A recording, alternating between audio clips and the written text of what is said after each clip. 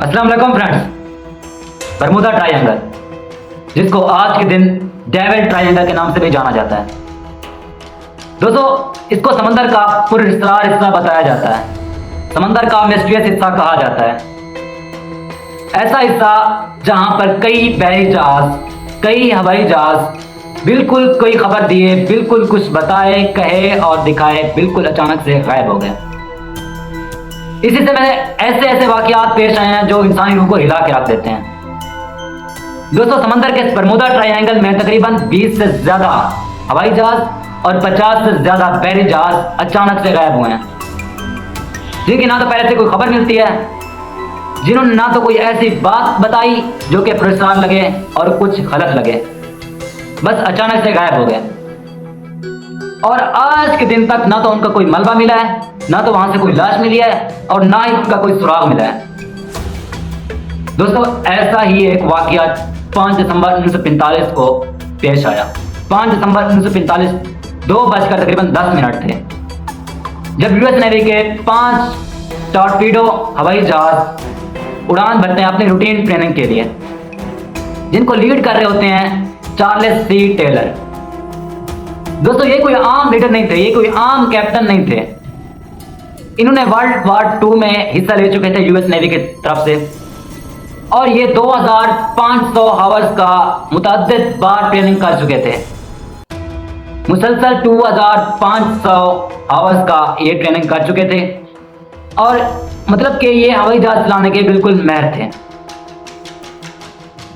दोस्तों, 3:45 तक सब कुछ नॉर्मल रहता है, सब कुछ ठीक चल रहा होता है।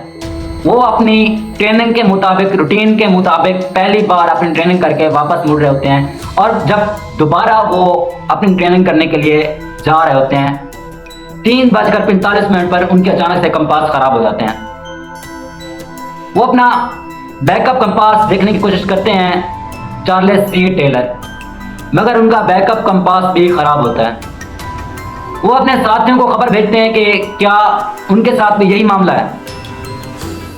दोस्तों, जब वो अपने साथियों से पूछते हैं तो सबके कंपास खराब हो चुके होते हैं, किसी का कंपास काम नहीं कर रहा होता। तो इस फ्लाइट को जो नाम दिया जाता है, फ्लाइट 19 का नाम दिया जाता है। फ्लाइट 19 के जो लीडर हैं चार्ल्स सी टेलर, वो अपनी कंफ्यूज आवाज में बताते हैं कि हमें जमीन नहीं दिख रही, हमें पोजीशन का तयन नहीं हो रहा।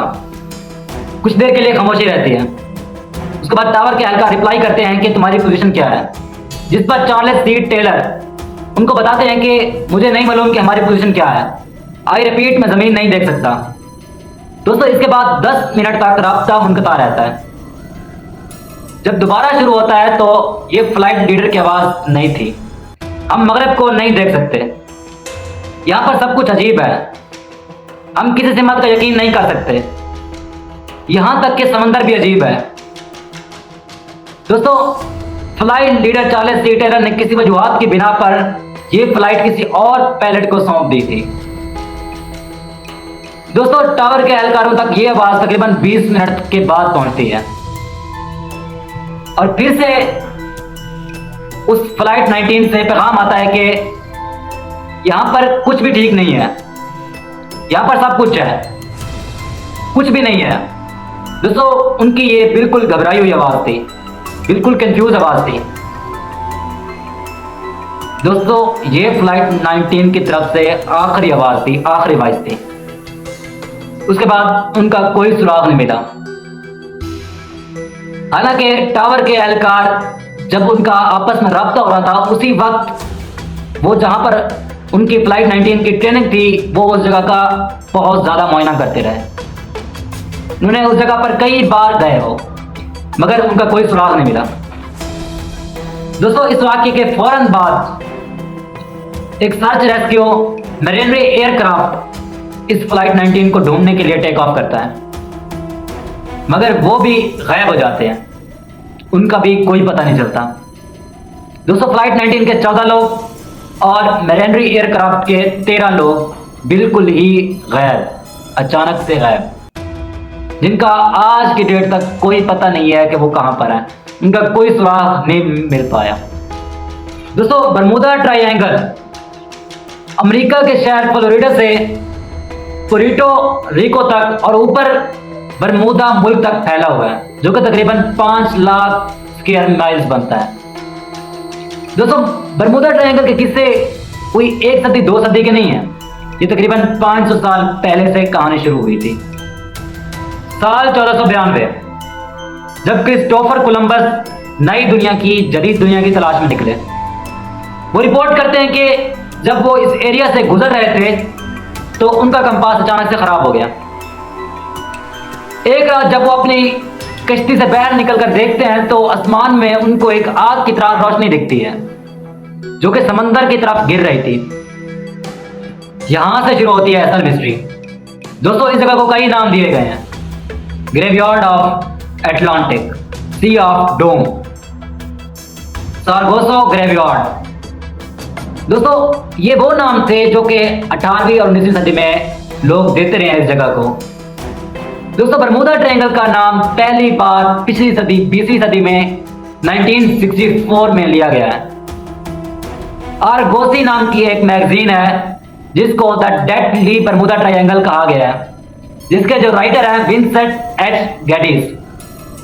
दोस्तों, इसमें उन्होंने बरमूदा ट्रायंगल के जितने भी इंसिडेंट हुए हैं, जितने भी बरमूदा ट्रायंगल में पुरस्कार वाकयात हुए हैं, उन सबको उसने लिखा है और उसने बरमूदा ट्रायंगल को एक मिस्ट्री के तौर पर पेश किया है। उन्होंने बरमूदा ट्रायंगल को इस तरह लिखा है कि जिसे ये बहुत ही बड़ी कोई पुरस्कार जगह है। दोस्तों, ये उस वक्त सबसे बड़ी मिस्ट्री बन गई। ये इतनी ज़्यादा पॉपुलर है कि इस पर कई मूवीज बनाई गई, कई आर्टिकल्स लिखे गए, कई मैगजीन लिखे गए, कई बुक्स लिखी गई और कई गाने बनाए गए।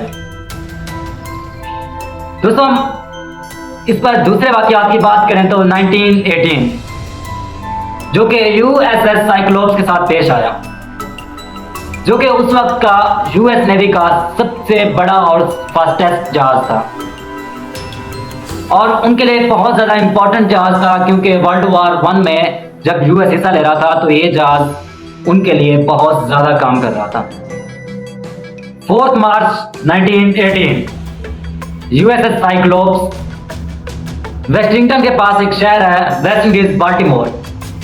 ये जहाज वेस्ट इंडीज बाल्टीमोर से ब्राजील की तरफ जा रहा था, जिसमें तकरीबन 306 लोग बैठे थे और लोगों के अलावा 6000 टन मैग्नीज भी था।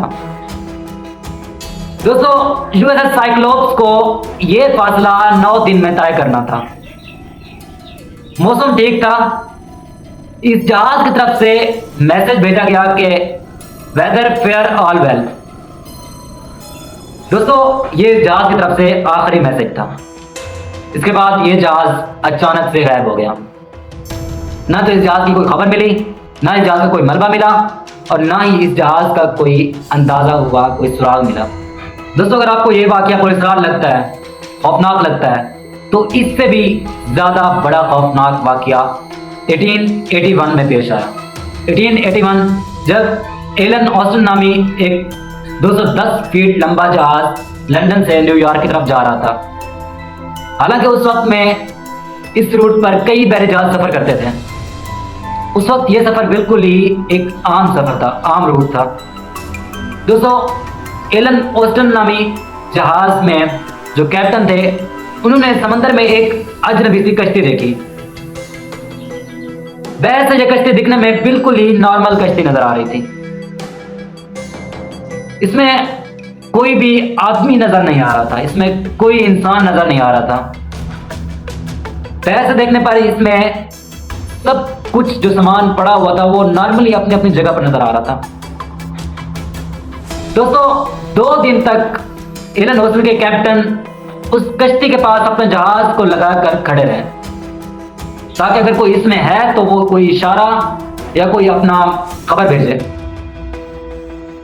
लेकिन 2 दिन तक उस जहाज में किसी इंसान का कोई सुराग नहीं मिला, किसी ने कोई खबर नहीं भेजी। उसके बाद एलन ऑस्टिन के जो कैप्टन थे, उन्होंने उस जहाज के अंदर कदम रखा। उस जहाज में हर चीज बिल्कुल नॉर्मल थी। जो चीज जिसको जहां पर होना चाहिए था वो चीज अपनी अपनी जगह पर थी। मतलब कि उस जहाज पर ऐसा लग रहा था उस जहाज को कभी किसी ने कोई नुकसान नहीं पहुंचाया, न तो समंदर के तूफानों ने, ना ही समंदर ने और उस जहाज को पायरेट्स का भी खतरा नहीं था। उस वक्त समंदर में बहुत ज्यादा पायरेट्स घूमते थे और वो लोग सामान लूट कर चले जाते थे, लेकिन ये जहाज बिल्कुल महफूज था, बिल्कुल चीजें नॉर्मल थी जहां पर चीजों को होना चाहिए था, और तमाम वैल्यूएबल चीजें उस जहाज के अंदर थी।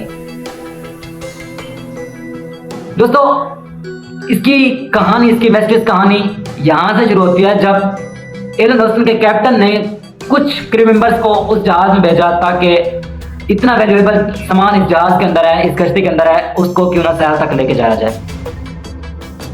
2 दिन तक वो उस जहाज को अपने साथ लेके चलते रहे, मगर अचानक समंदर में तूफान आ गया और वो जहाज इनकी नजरों से ओझल हो गया। वो जहाज एलन ऑस्टिन नामी जहाज से अलग हो गया।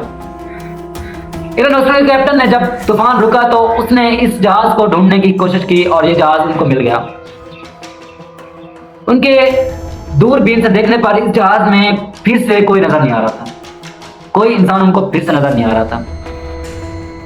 दोस्तों, वो जब इस जहाज के पास फिर से पहुंचा, उसने इस जहाज के अंदर कदम रखा, उसको वो क्रू मेंबर्स नहीं मिले जो उसने इस जहाज के ऊपर छोड़े थे। सामान अब भी बिल्कुल नॉर्मल था, चीजें अब भी अपनी जगह पर थी और तमाम वैल्यूएबल सामान अभी भी इस जहाज के अंदर था। दोस्तों, एक बार फिर से कैप्टन ने इसके अंदर कुछ और क्रू मेंबर्स भेजे।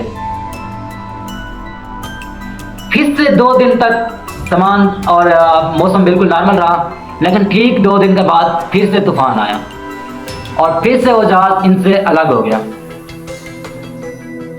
जब तीसरी बार ढूंढने पर उसको उस जहाज में एक बार फिर से अपने वो मेंबर्स नहीं मिले जो उसने दूसरी बार उसने छोड़े थे, अब वो बिल्कुल ही घबरा गया, वो परेशान हो गया।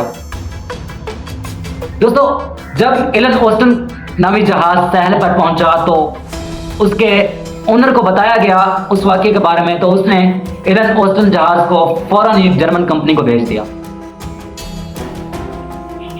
जर्मन कंपनी ने जब उस जहाज को खरीदा तो जर्मन कंपनी ने उस जहाज का रिनेम करके उसको मेटा रख दिया। दोस्तों, इस कहानी को अर्बन लेजेंड कहानी बोला जाता है। दोस्तों, इस कहानी को अर्बन लेजेंड कहानी इसलिए बोला जाता है क्योंकि इस कहानी को मुकम्मल तौर पर वेरीफाई नहीं किया जाता, इस कहानी पर मुकम्मल तौर पर यकीन नहीं किया जाता, क्योंकि इस कहानी के मुकम्मल तौर पर सबूत नहीं मिलते, इसलिए इस कहानी को अर्बन लेजेंड्स कहानी बोला जाता है। ऐसी कहानी जो कि नस्लों से चली आ रही होती है, जिस पर कोई भी यकीन नहीं कर सकता। और इस बरमूडा ट्रायंगल पर बहुत ज्यादा थ्योरीज पेश की गई हैं। दोस्तों, हम नेक्स्ट वीडियो में इस बरमूडा ट्रायंगल पर जो थ्योरीज पेश की गई हैं और इस मिस्ट्री को सॉल्व करने की कोशिश की गई है, हम उस पर बात करेंगे। हम नेक्स्ट वीडियो में बात करेंगे कि बरमूडा ट्रायंगल के सीक्रेट असल में क्या है।